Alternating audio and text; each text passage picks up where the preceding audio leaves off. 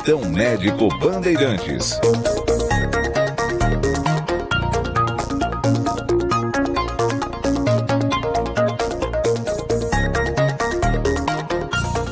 Muito bem, 10h06, abrindo o Plantão Médico Bandeirantes de hoje, recebendo já na ponta da linha aqui conosco a endocrinologista, a doutora Daniele Zaninelli. Tudo bem, doutora? Como vai? Seja muito bem-vinda, hein? Tudo bem, Danilo? Bom dia a todos os ouvintes. É um prazer conversar com vocês. Olha, a doutora Daniele está aqui para tirar todas as dúvidas sobre diabetes, né? Reforçar que neste domingo, dia 26 de junho, temos o Dia Nacional do Diabetes, uma data importante para lembrarmos que existem meios, né, para prevenção e para os cuidados para os portadores dessa doença, né, doutora?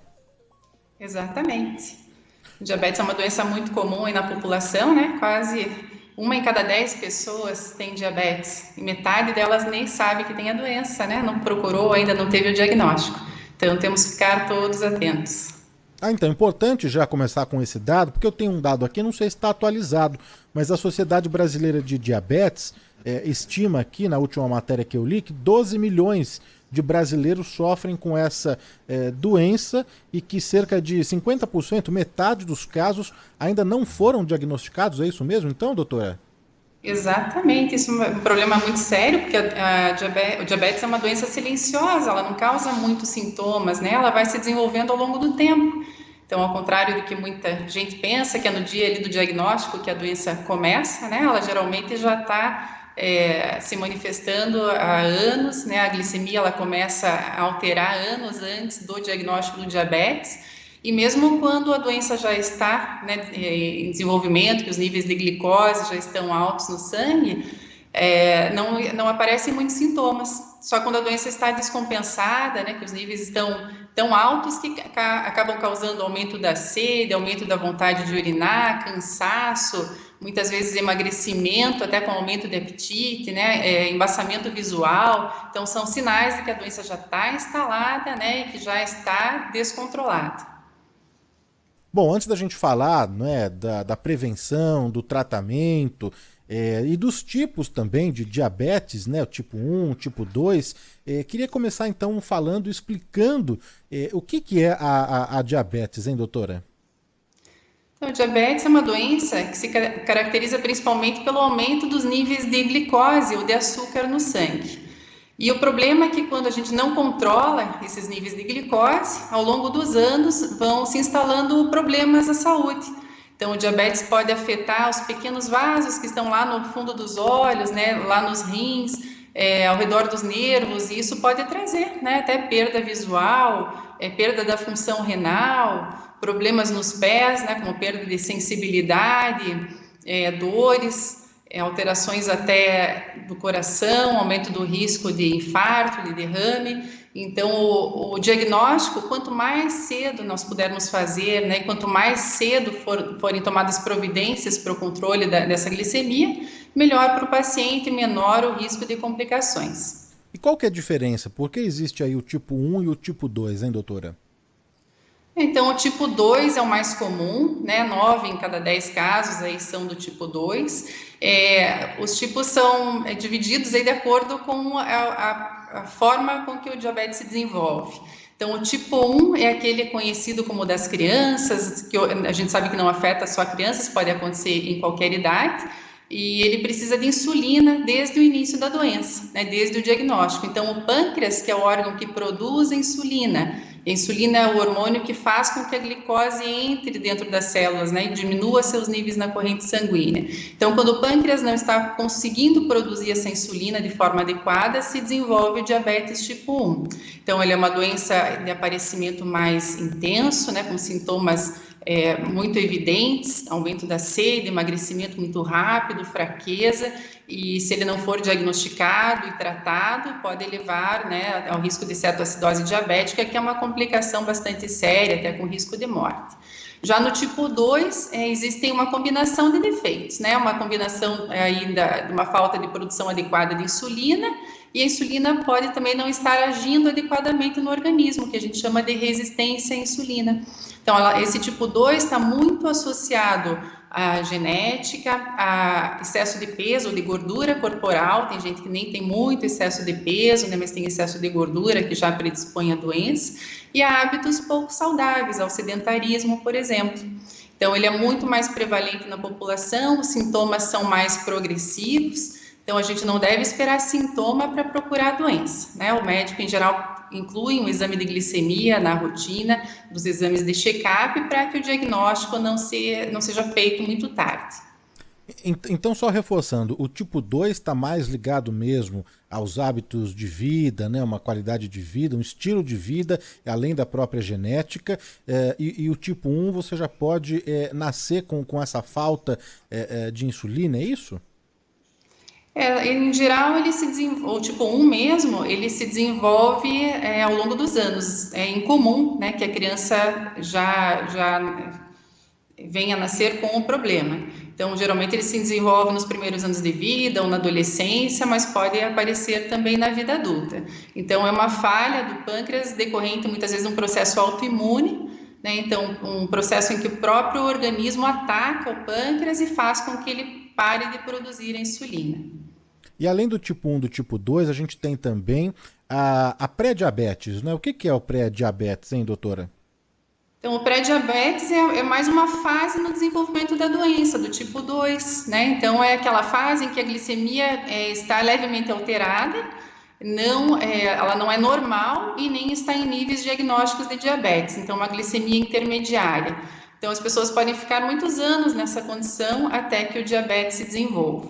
Então, quando nós temos qualquer alteração nas taxas de glicose, de açúcar no sangue, já temos que tomar providências para prevenir que a doença se desenvolva. Os sintomas, né? Claro, é uma doença que não tem tantos sintomas assim, mas os sintomas que tem, eles variam muito do tipo 1, do tipo 2 ou são basicamente os mesmos? Eles podem variar. Quando a doença está controlada, não costumam aparecer sintomas. Então, os sintomas são decorrentes do aumento da glicose no sangue. Então, quando o açúcar está em níveis normais, a pessoa tenta não ter, né, nenhum sintoma, ela se sente bem. Então, no tipo 1, tem essa questão da manifestação da doença, que é muito mais agressiva. Ela depende do uso de insulina, né? Então, se a pessoa tem um uso inadequado ou se aplica até uma dose exagerada, né, ela pode ter um risco maior de ter hipoglicemia, que são aquelas quedas abruptas nos níveis de glicose. E no tipo 2 também depende do controle da glicose. Então, pessoas que estão bem controladas tendem a não apresentar sintomas, né? Eles só aparecem quando o diabetes está alto. Então, as pessoas até já sabem, né? Falam, puxa, hoje eu estou tomando mais água, estou com mais vontade de ir ao banheiro, meu diabetes deve estar descontrolado. Então, é sempre recomendado que se faça em casa o teste, né, de ponta de dedo, aquele testezinho para controle da glicemia, justamente para confirmar, né, os níveis da glicose, para que isso possa orientar o tratamento do paciente. Estamos conversando aqui na Rádio Bandeirantes com a doutora Daniele Zaninelli, que é endocrinologista, e no Plantão Médico Bandeirantes de hoje o tema é diabetes. Neste domingo, dia 26, a gente tem uma data importante, que é o Dia Nacional do Diabetes, e a doutora está ajudando a gente a entender um pouquinho dessa doença, falar da prevenção também e do tratamento. Você falou que é importante o diagnóstico precoce, não é? Para já dar encaminhamento mesmo ao tratamento. Mas como confirmar o diagnóstico do diabetes, hein? Então, o exame para se confirmar o diagnóstico é muito simples, é uma dosagem da glicemia, né, na corrente sanguínea. Então, o exame de laboratório, fácil de se executar, pode ser feito em jejum. Então, níveis até 99 são considerados normais. Quando eles estão acima de 100 até 126, 125, né, a gente chama de glicemia de jejum alterada, que pode ser um caso de pré-diabetes. E acima de 126, se acontecer isso em 2 ocasiões, você fecha o diagnóstico de diabetes. Outra forma de confirmar o diagnóstico é usando a hemoglobina glicada. É um exame que entrega, né, como é que foram as glicemias aí nos últimos 2 a 3 meses. Então, ele dá uma média das glicemias. Então, até abaixo de 5,7% é considerado normal. Acima de 5,7% até 6,4% é pré-diabetes. e acima de 6,5 já pode ser um quadro de diabetes. Então, a gente pode usar o exame tanto para ajudar no diagnóstico, quanto para verificar como está o controle das glicemias. Aquela glicemia de jejum, ela só fala naquele momento como está o controle da doença. E, ao contrário, essa hemoglobina glicada, ela te dá uma ideia de como o paciente passou nos últimos meses. Mas então, quantos exames para fechar o diagnóstico mesmo e ter 100% aí de confirmação, doutora? A glicemia, se estiver alterada, já é suficiente, né? Se ela estiver acima de 126, só precisa ser repetida em mais uma ocasião para confirmar o diagnóstico. Se estiver acima de 200, né, já confirma, principalmente na presença de sintomas. Então, acima de 200 em qualquer momento, com sintomas presentes, você também já confirma o diagnóstico. Não tratar a diabetes, né, ela pode levar a quê? Quais complicações que tem o diabetes, hein, doutora? Então, a glicose aumentada na corrente sanguínea, ela prejudica, né, uma série de questões metabólicas aí no organismo. Isso pode afetar a circulação sanguínea, né? Então, quando afeta ali os olhos, pode causar a retinopatia diabética. Então, isso pode ser acompanhado ao longo dos anos. Essas complicações todas têm que ser monitoradas, por isso que é tão importante o acompanhamento médico. Então, à medida que o paciente faz, por exemplo, o exame de fundo de olho todos os anos, vai ao oftalmologista, né, e verifica essa questão da retina, se forem detectadas pequenas alterações, você já pode realmente fazer um tratamento e prevenir a evolução dessa complicação para uma perda visual, por exemplo, né? A mesma coisa acontece com as complicações renais. Então, nós temos um exame de urina que chama microalbuminúria, que pode ser feito todos os anos e também vai detectar pequenas alterações já quando o problema está iniciando, né? Com isso, você pode começar um tratamento específico para evitar a progressão do problema, que pode levar até a insuficiência renal, né? E até a necessidade de diálise. Então, nós temos que ficar atentos e fazer esse controle ao longo do tempo. Os pés, né, mesma coisa, outro ponto importantíssimo. Então, os pés, eles podem sofrer com diabetes, pode haver perda de sensibilidade. Então, aquela situação em que a pessoa não sente uma ferida, né, um machucado inicial, e aquilo pode ter uma piora muito rápida e levar até a necessidade de amputação. Então, a maior parte dos casos de amputação, né, são decorrentes de pacientes com diabetes, né, que tiveram esse descontrole provavelmente ao longo da vida, que às vezes tem uma predisposição genética maior para complicações e que acabam evoluindo dessa forma, né? Nem todo paciente vai ter complicações, então é importante lembrar de fatores que aumentam o risco de complicações, né? A genética está muito envolvida, mas nós temos que controlar outras questões da saúde do paciente. Então, nós temos que controlar a pressão, os níveis de colesterol, né, manter o paciente ativo, evitar o sedentarismo. Então, são todas, evitar fumar, né, e até o excesso de bebida alcoólica. Então, tudo, né, é um conjunto que vai ajudar a manter uma boa saúde aí ao longo da vida. Olha, tem muitas mensagens, muitas perguntas mesmo aqui para a doutora Daniele Zaninelli, endocrinologista, hoje falando sobre diabetes. Tem muita participação do ouvinte Bandeirantes aqui no nosso chat do YouTube, também pelo nosso WhatsApp, por mensagens de áudio. A gente vai repassar aqui para a doutora, mas essa informação das complicações, né, ela é importante mesmo. No caso da amputação, doutora, isso acontece quando a doença está fora de controle, que o paciente não procurou ou não faz um tratamento adequado para chegar a esse estágio extremo, ou em outras situações podem acontecer e pode ser indicado mesmo a amputação? Então, nada acontece da noite para o dia, né? Então, essa glicose alterada ao longo dos anos, sem um tratamento adequado, que vai predispor a complicação. Então, o paciente não tem muito sintoma, muita gente acaba deixando para lá o tratamento, né, dando muita importância porque não está sentindo nada, e de repente se depara já com um problema desses, como uma úlcera no pé. Aí, nesse momento, o que você vai tratar é a complicação específica, vai tratar o pé do paciente, vai tratar uma possível infecção que ele tenha, né, para prevenir uma pior evolução.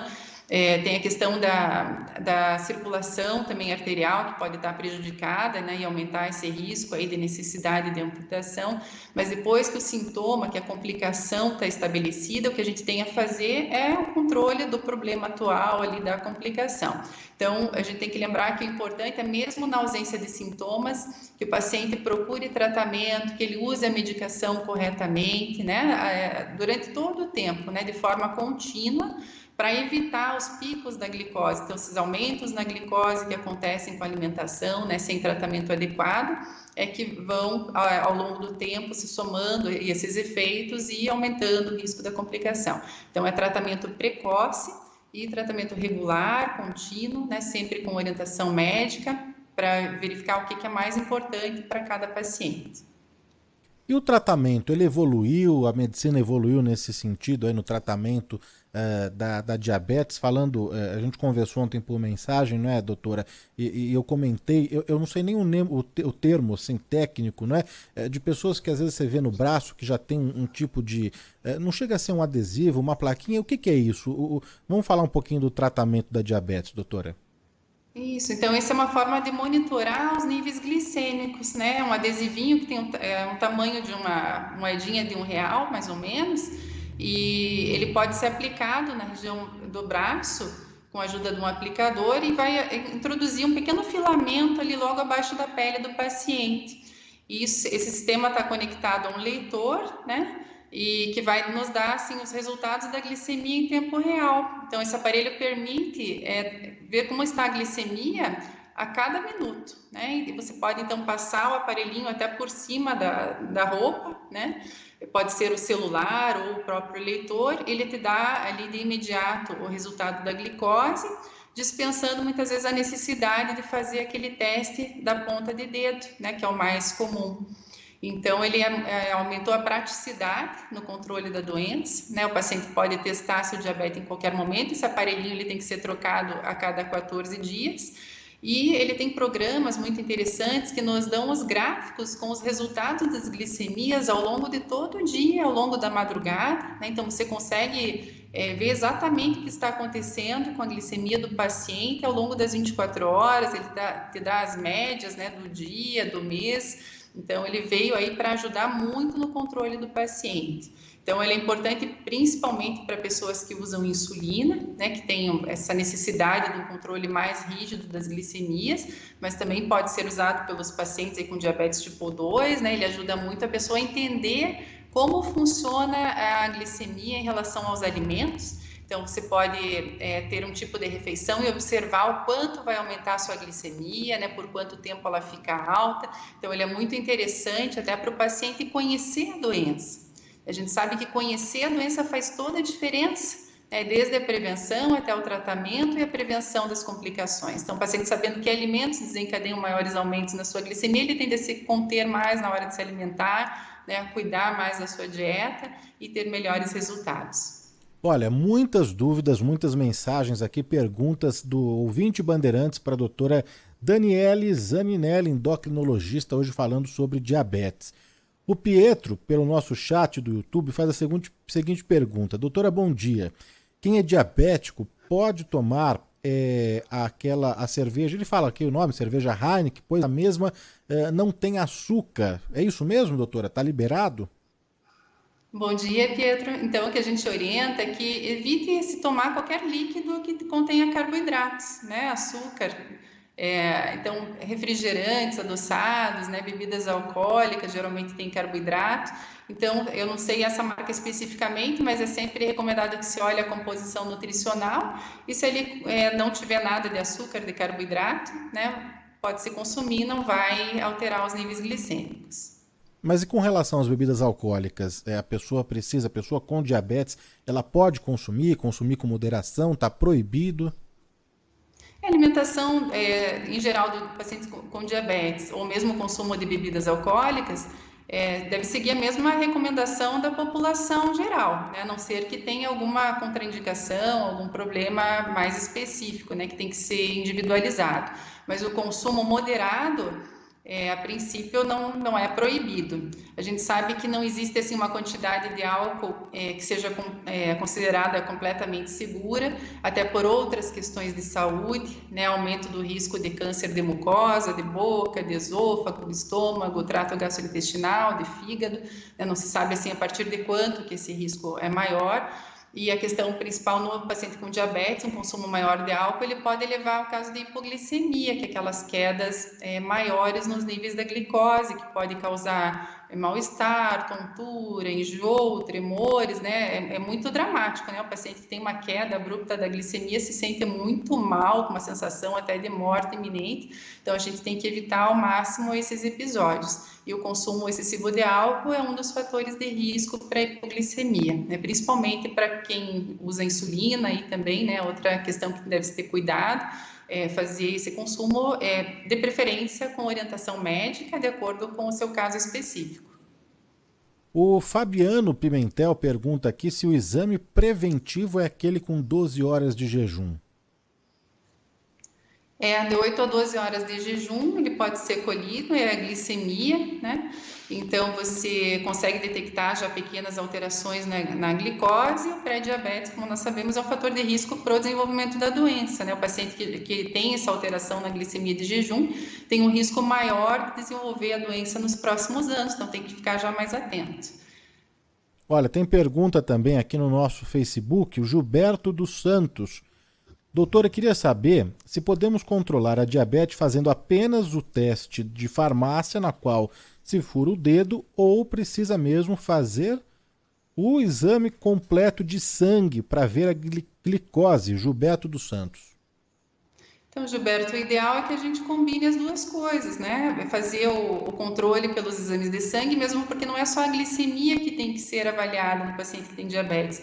É muito importante se avaliar outros parâmetros metabólicos, colesterol. Muitos pacientes precisam fazer um controle de função renal, hepática, né? Então, uma série de questões de saúde geral que precisam ser acompanhadas também pelo exame de sangue. Mas com relação à glicemia, esse teste de ponta de dedo realmente ajuda bastante, né? Para você ter uma ideia melhor do que está acontecendo ao redor do dia, se preconiza que seja feita a dosagem em jejum e 2 horas após as refeições, né? Então, antes de cada refeição e 2 horas após, antes de deitar e até de madrugada em alguns casos. Então, quanto mais completo o perfil que você tiver, mais você vai ter ideia de como o diabetes está evoluindo. Aí vai depender do tipo de doença, da gravidade, né, da elevação do nível da glicose de cada paciente. Então, isso vai variar a indicação de quantas vezes fazer o teste ao dia. Tem pacientes com diabetes tipo 2 bem controlado que pode fazer esporadicamente, só quando tiver sintomas, né?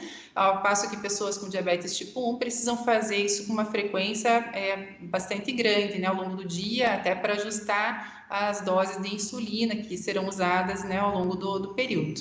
Então, isso é bem individual. Eu diria assim, então, respondendo a tua pergunta, que só os testes de ponta de dedo são insuficientes, né, mas que eles ajudam muito, né, no intervalo aí entre as consultas e entre os exames de sangue. A Sandra Braga pergunta o seguinte, doutor, é verdade ou é mito, lenda, que a diabetes pula uma geração? Ouço isso desde criança e o meu avô tinha. Não é nenhum fator realmente muito reconhecido, né? Eu acho que é mais para... o que a gente sabe é que a genética aumenta o risco de diabetes, se vai pular ou não geração, depende do tipo de diabetes. Tem alguns tipos genéticos de diabetes que afetam todas as gerações, né?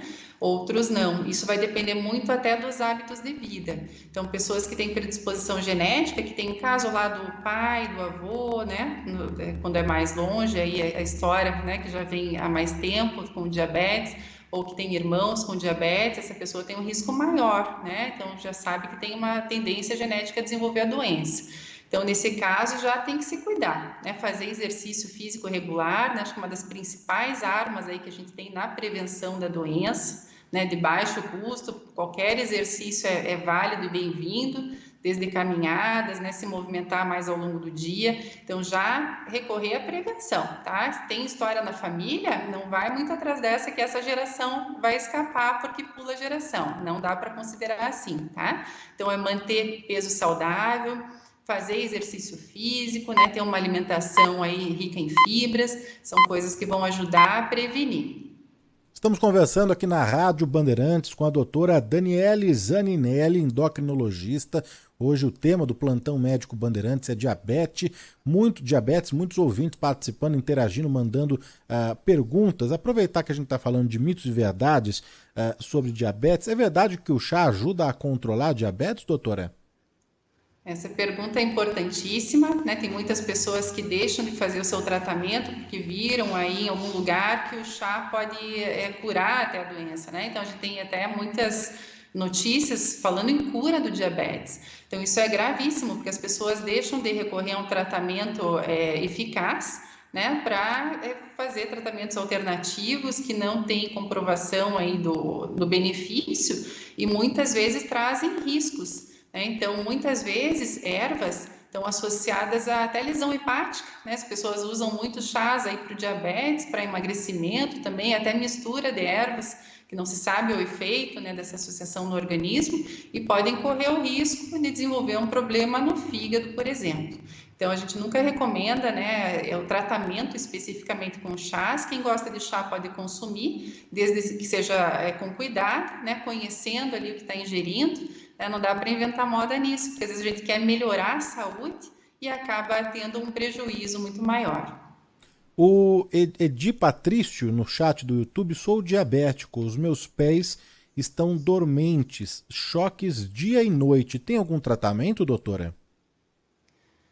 Então, assim, esses choques e dores nos pés podem ser tratadas sim, são medicamentos geralmente de uso controlado, né? Então tem que ser com receita médica. Então, tem que passar por uma avaliação, ver o que está acontecendo, né? Fazer a prevenção de lesões. Então, o paciente que tem menor sensibilidade, ele está mais sujeito a ter lesão no pé e às vezes não sentir. Cuidar desde o calçado que usa, né? Evitar o uso de chinelos, sapatos abertos, que pode entrar uma pedrinha ali no sapato, causar uma úlcera e muitas vezes passar despercebida por algum tempo, que pode ser suficiente para desenvolver uma infecção e se instalar uma complicação maior. Então, é importante sempre examinar os pés, né? Após o banho, a gente recomenda que seque bem os pés. Pode pegar um espelhinho até para olhar a planta dos pés, olhar entre os dedos, olhar as unhas se tem lesões, né? Se tiver qualquer lesão já, procurar atendimento para fazer o tratamento mais adequado, né, para aquela situação. E a hidratação da pele também é muito importante. Então, o paciente com diabetes, ele tende a ter uma pele mais seca, que está mais sensível a rachaduras também, onde pode se instalar uma infecção com mais facilidade. Então, a hidratação é super importante. Deve se hidratar a parte de cima e de baixo dos pés, mas nunca passar o hidratante entre os dedos, porque ele aumenta a umidade, né, e o risco também de ter alguma fissura na pele, alguma coisa que possa facilitar a entrada de uma infecção. Então, acho que nesse caso é procurar um médico para tratar essa questão dos choques, das dores, que tem tratamento sim, e cuidar dos pés para evitar lesões e uma complicação mais séria. Vamos colocar aqui a participação em áudio também do ouvinte Bandeirantes, que manda a sua pergunta, a sua dúvida por áudio aqui. Vamos colocar a primeira. Opa, peraí, deixa eu achar aqui. Bom dia, Danilo. Bom dia, a nobre doutor. Bandeirantes, ouvintes. Danilo, por gentileza, pergunte à doutora, diabetes e hereditariedade. Diabetes e saúde mental, o que ela poderia nos falar? Muito obrigado, Rogério, da cidade de Santos. Um abraço a todos, um ótimo final de semana. Valeu, Rogério, obrigado, hein? Oi, Rogério, bom dia. Então, realmente a hereditariedade é muito importante, né, nos casos de diabetes. Então, pessoas que têm familiares com diabetes devem ficar atentos, porque tem um risco maior de desenvolver a doença, mas é bom lembrar que não é esse o único fator, né? Que os hábitos de vida estão muito envolvidos e podem ser determinantes no desenvolvimento ou não da doença. Então, tem pessoas que têm predisposição genética e podem demorar muito para desenvolver a doença ou até mesmo não desenvolver se elas tiverem cuidados, né, com a alimentação, evitar ganho de peso, evitar o sedentarismo. Então, a história familiar de diabetes não é uma certeza de que a pessoa vai desenvolver a doença. Então, vale a pena sempre se cuidar para evitar a doença ou mesmo para postergar o seu aparecimento, né? E com relação à saúde mental, né, o diabetes é uma doença crônica que pode estar associada a complicações importantes à saúde, né? Ela pode vir associada a outras doenças como hipertensão, doenças cardiovasculares como infarto, derrame, então com outras doenças crônicas. E todas têm esse potencial de aumentar o risco de depressão, né? Muitas vezes o paciente se sente também reprimido, né, sem acesso aos alimentos ou sem possibilidade de comer alimentos que ele acha que deveria comer mais. Tem uma série de situações aí associadas às complicações que podem envolver muito a qualidade de vida do paciente, até a incapacidade física. Então, isso sim está muito associado, né, ao aumento do risco de depressão. Então, isso sempre é avaliado também nas consultas médicas e sempre que houver indicação, deve receber tratamento específico. Mais uma aqui por áudio. Bom dia, Danilo. Eu não vou me estender muito nos parabéns não, que você merece, rapaz. José Alexandre, Cidade Dutra, São Paulo. E bom dia, doutora. Eu tenho uma curiosidade. Eu me lembro quando começou essas cirurgias bariátricas, muita gente, até os médicos ficaram surpresos, que reverteu o diabetes. Quer dizer, então quando a pessoa emagrece, em alguns casos a pessoa realmente consegue se livrar do diabetes. Achei muito interessante isso. Inclusive, 2 pessoas conhecidas minhas, tá? Fez a bariátrica, sumiu o diabetes. Exatamente, né? Isso é verdade. Então, vai depender muito do tempo de evolução da doença, do tipo de diabetes, né? Então, o diabetes tipo 1, aquele associado à falha do pâncreas em produzir insulina, ele não vai desaparecer com a perda de peso, mas o controle metabólico melhora muito, né? Diminui a necessidade de medicamentos. Já no tipo 2, principalmente aqueles de início recente, o diabetes pode entrar sim em remissão, né? Nós não chamamos ainda de cura, mas chamamos de remissão, que é uma situação em que o diabetes pode ficar controlado sem o uso de medicamentos. Então, uma perda de 15% do peso, 10% a 15%, já pode levar a essa situação, né, de melhora dos níveis glicêmicos, uma melhora muito importante. Então, a cirurgia bariátrica é um método mais que leva a uma perda maior de peso, né? Mas o tratamento clínico da obesidade hoje tem sido visto como uma base aí também para o tratamento do diabetes.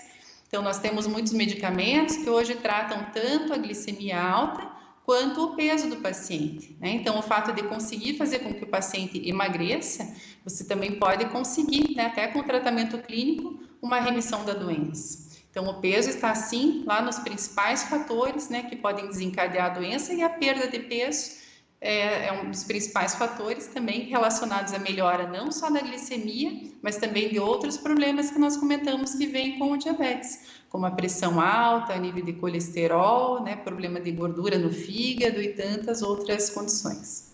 Olha, sobre esse mesmo assunto aqui, tem mais 2 mensagens, perguntas aqui dos ouvintes. Vamos colocar aqui a primeira. Bom dia, Danilo. Bom dia, doutora.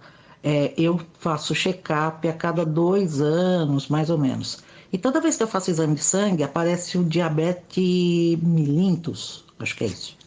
E não me receitaram nenhum remédio, mas pedem para eu fazer regime. Você pode explicar melhor sobre isso? E já vou emendar a segunda aqui, doutora, que tudo tem o mesmo tema. Vou colocar a segunda aqui. Bom dia, Danilo. Bom dia, doutora.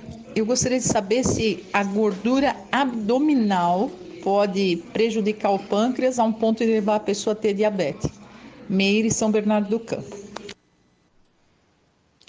Então, eu vou começar respondendo a Meire, porque daí já é uma continuidade da pergunta que nós respondemos anteriormente, né? Então, a resposta é sim. Essa gordura abdominal, visceral, que nós chamamos, ela pode infiltrar vários órgãos, entre eles afetar o funcionamento do pâncreas. Então, por isso a perda de peso é tão importante.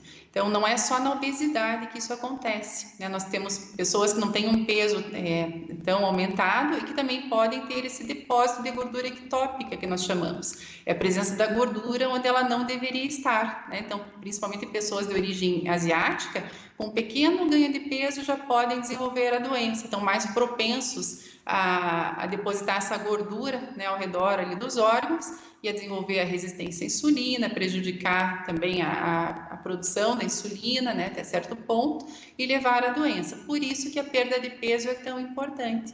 E junto com a perda de peso, o exercício físico, porque o exercício ele também ajuda na queima da gordura, né? Melhora muitos parâmetros metabólicos que vão reduzir a glicemia. Então, perda de peso, atividade física são importantíssimos e podem prevenir a doença, né? E melhorar o seu controle depois instalado. E com relação ao tratamento, né? Medicamentoso ou não, vai depender muito do controle da doença, né? Do estado de saúde geral do paciente. Então, tem medicamentos que podem melhorar, né, a resistência à insulina, outros melhoram a liberação de insulina pelo pâncreas, outros ajudam, além disso, na perda de peso e tantos outros mecanismos, né, que estão envolvidos. Hoje nós temos uma gama enorme de medicamentos para o diabetes. Então, se o paciente tiver condições, em geral, né, tem alguns que têm um custo mais alto, é difícil que ele não consiga controlar a doença. E mesmo a insulina, né, a gente tem que falar sempre daquele medo que os pacientes têm de usar, então a gente defende sempre o uso oportuno, né, não ficar esperando para usar essa arma tão poderosa que nós temos no controle do diabetes, mas a ausência de medicamentos vai depender muito da avaliação clínica, né, a gente tem que ver se é um diabetes mesmo instalado e o nível de controle da doença. Então, alguns pacientes conseguem controlar com alimentação, com exercício físico e podem até não precisar de medicamentos. Aí é muito caso a caso a avaliação. Olha só, essa pergunta aqui do nosso ouvinte é interessante, vamos colocar aqui. Bom dia, Bandeirantes, bom dia, Danilo, bom dia, doutora. Meu nome é César, daqui, São Paulo. A gente vê ultimamente muitas pessoas fazendo uso dessas maquininhas de medir glicemia que se vende aí nas farmácias, aí nas lojas do ramo, né? Eu queria saber se essas maquininhas são confiáveis e se eventualmente existe uma maneira correta de se fazer o uso dessas maquininhas. Muito obrigado, viu? Parabéns pelo programa. Bom dia, então obrigada pela participação. Realmente está aumentando muito, né, o uso desse monitor da glicose, né, que envolve esse sensor que é colocado ali sob a pele e monitorado através de um leitor, né? Então, o uso correto deve-se obedecer às regras ali de instalação para que ele funcione direitinho, né? No primeiro dia, geralmente, é uma fase de adaptação do aparelho. A partir do segundo dia, as glicemias são, sim, bastante confiáveis, mas a gente tem que lembrar que tem uma diferencinha entre o tempo de mudança da glicose no sangue, que é aquela glicose medida na ponta do dedo, e a glicose no líquido intersticial, que é onde esse aparelhinho que fica ali colado na pele, ali no braço, vai medir a glicose, tá? Então, a glicose, depois que a gente se alimenta, ela chega primeiro no sangue. Então, ela vai aumentar primeiro naquele teste da ponta do dedo e depois de alguns minutinhos você já vai detectar o aumento ali naquele fluido intersticial, né? Quando você usa o monitor que é ali aplicado no braço. Então, tem uma diferença de tempo entre esses dois. Por isso, esse monitor que vai no braço, quando você lê o resultado da glicose, no cantinho da tela tem uma setinha, que pode apontar para cima, para o meio ou para baixo. Então, essa seta indica a direção que a glicose está tomando, né? Se ela está subindo progressivamente ou se ela está numa fase em que ela está descendo, para você também conseguir perceber, né, qual o movimento da glicemia, como que ela está se comportando naquele momento. Então, os dois métodos são confiáveis, mas a gente precisa analisar, né, com cuidado os resultados, saber dessas diferenças, mas é um aparelho excelente, né, de altíssima qualidade, que pode ser usado aí a partir dos 4 anos de idade, ajuda muito as mães de crianças com diabetes tipo 1, por exemplo, né, que podem chegar só perto da criança com monitores, saber como está a glicemia da criança enquanto ela dorme. Então, ele veio para ajudar muito no controle do diabetes. Estamos conversando aqui na Rádio Bandeirantes com a endocrinologista a doutora Daniele Zaninelli, ajudando o ouvinte a entender um pouquinho mais da prevenção, do tratamento sobre diabetes. E tem mais uma pergunta aqui, o João Celeste quer saber o seguinte, doutor, o diabético pode doar sangue? Aí ele pode doar desde que esteja bem controlada a doença, né? Depende, acho que aí a conversa é com o hemocentro mesmo, para ver detalhes. mas acho que não é contraindicações, não. Vou ficar até devendo, isso aí eu posso ver e ter passar na sequência. Muito bem, ó, dá para encerrar mais uma aqui? Vamos ver, tem mais uma aqui, dá para a gente colocar aqui do nosso ouvinte, doutora. Danilo, bom dia a todos da Band. Ivar José de Souza aqui de São Bernardo. Gostaria de saber da doutora se existe algum tratamento para diabetes com produtos naturais. Tem muita propaganda na internet, ou se realmente os tratamentos são só com os medicamentos tradicionais. Muito obrigado.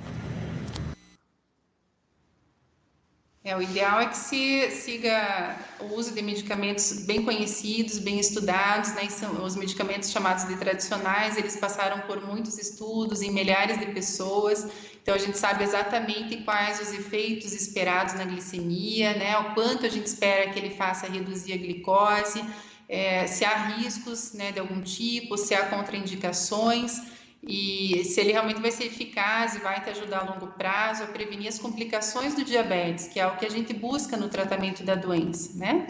Já com relação a esses alternativos, então são coisas que não foram estudadas, né, por experiência pessoal, que alguém indica, o número não teve um estudo, você não sabe quais os efeitos colaterais possíveis, não sabe o que esperar na glicemia, né, nos níveis a longo prazo, e se isso vai ser eficaz no controle das complicações. Então, realmente, a gente indica o uso de medicamentos conhecidos e com um tratamento bem estruturado pelo médico para cada fase da doença, né? Então, alguns medicamentos podem ser usados lá desde o diagnóstico, à medida que o pâncreas falha ao longo do tempo, porque o diabetes é uma doença progressiva, né? E por isso a tendência de precisar cada vez mais de medicamentos, até medicamentos associados, porque cada um age num ponto específico ali dos mecanismos que estão causando a doença.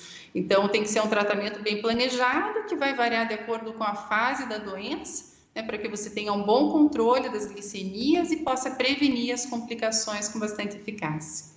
Muito bem, conversamos aqui na Rádio Bandeirantes, no Plantão Médico Bandeirantes, com a doutora Daniele Zaninelli, que é endocrinologista, e hoje tirando todas as dúvidas dos nossos ouvintes sobre diabetes. O ouvinte pode continuar seguindo, acompanhando o trabalho da doutora pelo Instagram, doutora Daniele Zaninelli. Por lá tem também lives, não é? Discussões importantes também, tira dúvidas, não é? Doutora, obrigado aí pela atenção com a Rádio Bandeirantes, viu?